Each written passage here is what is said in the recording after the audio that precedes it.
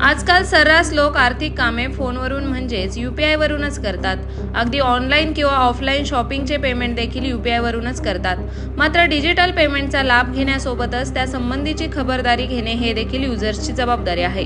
अशा परिस्थितीत जर तुमचा मोबाईल कुठेतरी हरवला असेल तर बँक खात्यातून UPI पेमेंट थांबवणे खूप गरजेचे आहे। तुम्ही असे न केल्यास तुमचं अकाउंट एका झटक्यात रिकामं होऊ शकतं। मात्र अशा वेळी तुम्ही तुमचे अकाउंट डिसेबल करू शकता।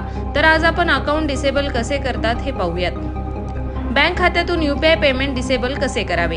UPI पेमेंट डिसेबल करण्यासाठी प्रथम तुम्हाला तुमच्या मोबाईल सेवा प्रदात्याशी संपर्क साधावा लागेल आणि तुमचे सिम ब्लॉक करावा लागेल।